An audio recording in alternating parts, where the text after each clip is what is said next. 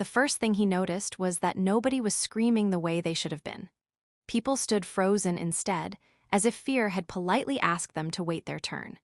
He followed their gaze and found her standing in the middle of the square, calm in a way that felt almost inappropriate, like someone whispering in a burning building. She looked human at first glance. That was the problem. The second glance ruined everything. Her ears, long and gently curved, extended past where they should have ended, catching the light in a way that made them impossible to ignore. He blinked once, then again, as if his eyes might correct themselves out of embarrassment.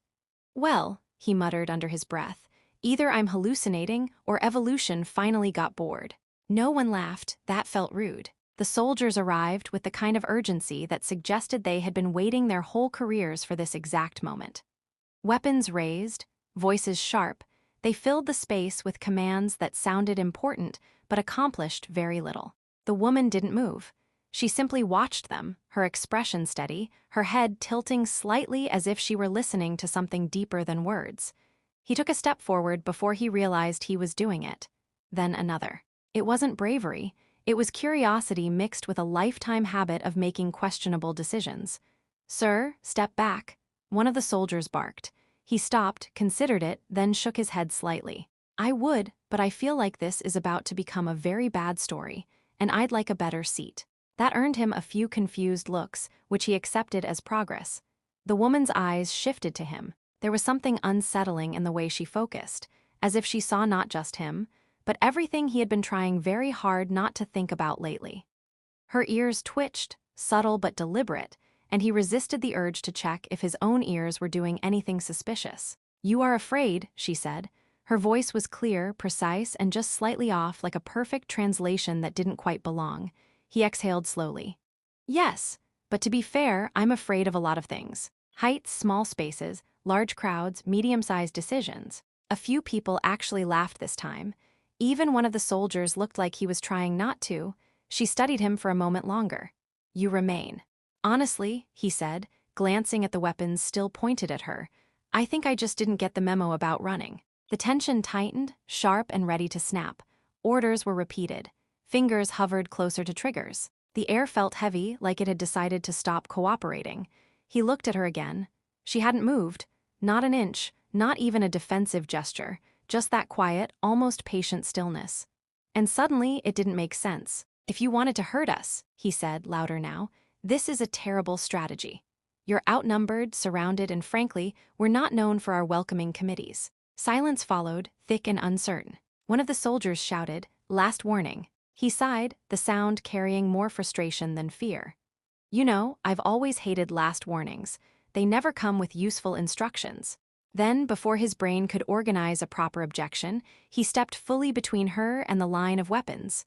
Up close, he could feel it, the difference. Not visible, not tangible, but undeniable. Like standing near something vast and quiet. "You really picked the worst possible day to visit," he said quietly. Her gaze softened just slightly. "No," she replied, "it is precisely the correct one." Behind him, safety clicks disengaged in chilling unison. He closed his eyes for half a second, then opened them again. "Great," he murmured. "Absolutely great. I always wanted to be part of history. I just didn't expect it to be this poorly planned." And still, he didn't move. The silence did not last. It never does. Someone, somewhere behind the line of soldiers, decided that silence was inefficient and replaced it with a very loud argument. Orders overlapped, contradictions bloomed, and within seconds the carefully constructed tension collapsed into something far more familiar, confusion pretending to be control. He did not turn around. That felt like a mistake he couldn't afford. "Are they always like this?" the woman asked, her voice carrying that same precise calm. He let out a quiet breath. "Only on days that end with Y." There was a pause, subtle but noticeable. "That is, most of your days." "Exactly," he said. "You're catching on fast." Behind him, boots shifted. Someone stepped forward, then hesitated. The weapons were still aimed, but uncertainty had crept into the grip of every hand. It was hard to shoot when the target didn't behave like one. "You need to move away from it," a voice insisted. He winced slightly. "You know, calling her it feels like a bad start to any conversation. She is not human." He tilted his head. "Neither is my neighbor's dog, and we still manage basic respect." Another pause, longer this time. The woman's gaze drifted past him, her long ears making a faint, almost imperceptible adjustment. They are listening to Fear, she said. He shrugged. Fear's very persuasive, great speaker, terrible ideas. She looked back at him. And you? He hesitated just for a moment. I'm listening to Curiosity. It's less confident, but it asks better questions. That seemed to satisfy something in her. Not agreement, but recognition. A sharp sound cut through the air. Not a gunshot, something thinner, higher, like reality itself had been stretched too tightly. The crowd flinched as one instinct overriding reason. Even the soldiers broke formation slightly, their focus snapping upward. He followed their gaze and immediately regretted it. The sky wasn't doing what skies were supposed to do. It bent, not dramatically, not in some theatrical display, but just enough to feel wrong, like a reflection that didn't quite match the object. Okay, he said slowly, I'm going to assume that's not one of ours. No, she replied. It is not. Well, he added, that's deeply concerning and also very unhelpful. The distortion pulsed again, faint but deliberate. A ripple without water, a crack without sound. His stomach tightened in a way that suggested this was the real problem, and everything else had just been rehearsal. The soldiers noticed it too. Their aim wavered, instincts recalibrating toward the new threat. For the first time, he wasn't the center of their attention. Progress, he thought. What is that? He asked quietly. She did not answer immediately. Her eyes tracked the distortion with a focus that felt almost familiar, as if she had seen this before and hadn't enjoyed the experience. It is what follows us, she said at last. He blinked. Us. Her gaze flicked back to him. Now, yes. He let out a soft, disbelieving laugh. Fantastic. I pick one side and immediately inherit its enemies. That feels fair. Another pulse in the sky, stronger this time. The air itself seemed to hesitate, like it was reconsidering its role in. Behind them, someone finally made a decision. Stand down. The order came, sharp and urgent. It was repeated, echoed, spreading through the line until weapons lowered, not out of trust, but out of necessity. The threat above had made everything else secondary. He glanced back briefly, then forward again. Well, he said, looks like you're slightly less unpopular now. That will change again, she replied calmly. Of course it will, he said. Consistency would be suspicious. The distortion widened, just a fraction. He swallowed, then squared his shoulders with a determination that felt suspiciously like stubbornness. All right, he muttered. You're going to have to start explaining things, because I'm currently risking my life based on vibes, and that's not a sustainable strategy. For the first time, something almost like amusement touched her expression. Very well, she said. He waited for her to continue, but the sky interrupted first. The distortion didn't widen this time. It opened. Not dramatically, not with fire or thunder, but with a quiet certainty that made everything else feel temporary. The air folded inward, revealing something that did not belong to distance or direction. It wasn't a ship. It wasn't even a shape he could fully understand. It existed the way a thought exists, present, invasive, and impossible to ignore. He stared at it, then let out a slow breath. I'm guessing that's not here to ask for directions. No, she said, it is here to conclude. Conclude what? He asked. She looked at him, and for the first time there was weight in her voice. Whether your species continues. He nodded once, absorbing that with unsettling calm. Right, no pressure then. Behind them, panic tried to return, but it didn't quite succeed. Too many people had already seen too much. Fear was still there, but now it was mixed with something else, uncertainty, and the uncomfortable realization that they might have misunderstood the situation entirely. What do we do? He asked. We do not fight it, she said. He glanced back at the soldiers, then up at the impossible thing in the sky. That was my first plan, actually. I'm relieved to hear it was a bad one. It does not respond to force, she continued. It responds to pattern, to intent, to the alignment of a species with itself. He blinked. That sounds complicated. We're not very aligned on a good day. I know, she said. That's not reassuring. The thing in the sky shifted, and this time he felt it. Not in his body, but somewhere deeper, like something was trying to rewrite a decision he hadn't made yet. Around him, people staggered slightly, their thoughts no longer entirely their own. They are being measured, she said. For what? For coherence. He let out a quiet laugh, strained but genuine. We're going to fail that immediately. Her long ears angled slightly toward him. Not all of you. He frowned. "You're looking at the wrong guy. I once spent 10 minutes arguing with a vending machine." "You chose," she said simply. He hesitated. The noise around him faded, not because it stopped, but because it stopped mattering. "I didn't choose anything big," he said. "I just didn't run." "You stood where others would not," she replied. "You trusted without certainty. That is coherence." He looked at her, then back at the sky. The pressure increased, subtle but relentless. It wasn't trying to destroy them. It was deciding if they were worth the effort. "That thing," he said slowly, "it's waiting for what? Agreement." "For unity," she said. He exhaled sharply. "We can't even agree on lunch." "Then you will end," she said, not coldly but as a fact. He nodded again, this time more firmly. "All right," he muttered. "Then we cheat." She tilted her head. "Explain." He turned, finally facing the crowd, the soldiers, the officials, the ordinary people who had been pulled into something far beyond them. For once, he didn't feel like the least qualified person in the situation. "That thing up there," he called out, his voice carrying more than he expected, "it's not here to fight us.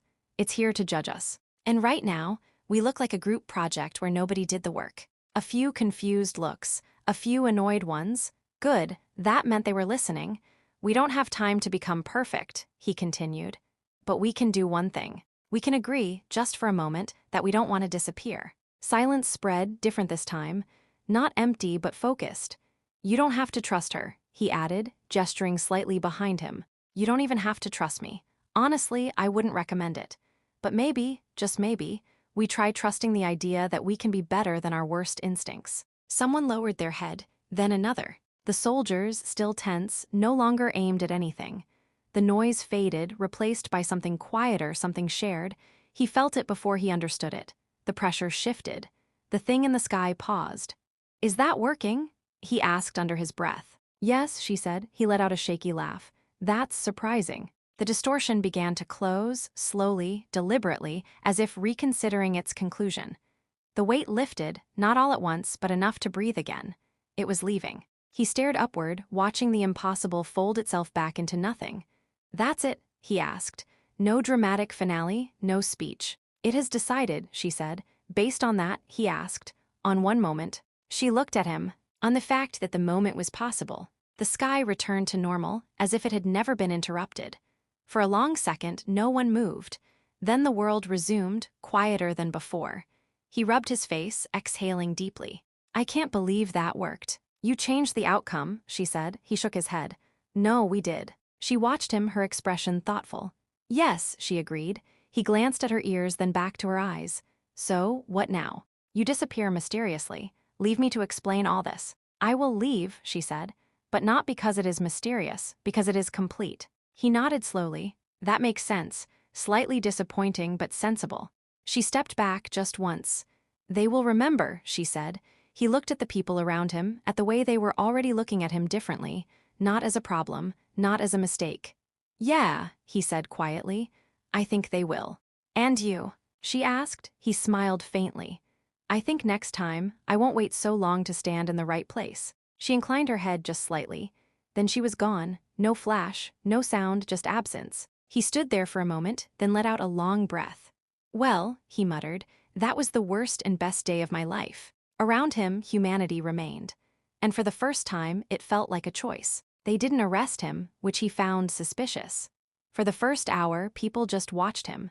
Not openly, humans preferred subtle staring, but enough that he could feel it from every direction. The soldiers kept their distance now, their weapons lowered, their certainty replaced by something quieter and far more uncomfortable. He stretched his arms slightly and winced. "So," he said to no one in particular, "is there a procedure for saving the world, or do we just improvise paperwork?" A few nearby faces almost smiled. "Progress again." The officials approached eventually, carefully, like he might still do something unpredictable. One of them cleared their throat. "We would like a statement." He nodded. "Great, I'd like a nap. Let's both be disappointed." "That entity," the official began. "Left," he interrupted. "You're welcome." "That woman also left," he said. "Slightly less welcome, if I'm being honest." They exchanged looks, the kind people used when reality refused to fit into their categories. "You sided with her," one of them said. He shrugged. "I stood still. Everyone else made it dramatic. That decision influenced the outcome." He considered that, then sighed. "All right, fine. If we're assigning credit, I'd like to thank confusion, poor timing, and a lifelong habit of not doing what I'm told. This time, someone actually laughed. Not loudly, not confidently, but enough to break something lingering in the air. Days passed, though they felt different now, as if the world had quietly adjusted its expectations. People argued again, of course. That didn't stop. But there was a hesitation beneath it, a faint awareness that disagreement wasn't the same as division. He noticed it in small things: strangers listening a second longer, conversations ending without escalation. Even the news sounded slightly less certain of itself, which he considered a major improvement. He found himself back in the same square more often than he intended. It looked smaller now, or maybe he had just stopped seeing it as a stage for disaster. "You're waiting," a voice said behind him. He didn't turn immediately. "I was hoping you'd do that dramatic reappearance thing," he replied. It seemed on brand. She stepped into view anyway, as if she had always been there and he had simply caught up. Her long ears caught the light again, unchanged, unmistakable. "You remained," she said. He smiled faintly. "I'm starting to think that's my defining trait." "You have changed." He glanced at her. "I still make bad jokes under pressure." "Yes," she said, "but now you understand why you stand." He looked out at the square, at the people moving through it without fear pressing down on every step. "I think I understand that it matters," he said. "Which is new." She inclined her head slightly. "That is sufficient." He hesitated, then asked, "So what happens now? Is there another test? Another sky situation?" "No," she said, "not unless you forget." He frowned. "We forget things all the time." She almost smiled. "Then I will return." He exhaled, half amused, half resigned. "Good to know we have a very patient reminder system." They stood in silence for a moment, not the heavy kind from before, but something steadier. "They chose you," she said. He shook his head. "They chose the idea that I got lucky representing." "You underestimate the significance," she replied. "And you overestimate my planning skills," he said. "We balance each other out." Her gaze lingered on him, thoughtful, then distant, as if she were already listening to something beyond the moment. "I will leave again," she said. "Of course you will," he replied. "Wouldn't want things to get predictable." "But the choice remains," she added. He nodded slowly. "Yeah, I know." This time, when she stepped back, he didn't expect a flash or a sound. He simply watched until she wasn't there anymore. He stayed a little longer, hands in his pockets, looking at a world that had almost ended and somehow decided not to. "All right," he muttered to himself, turning to leave. "Next time, maybe we try not to wait for the sky to break before we agree on something." No one answered, but he didn't need them to. He walked forward anyway. And this time, it wasn't hesitation.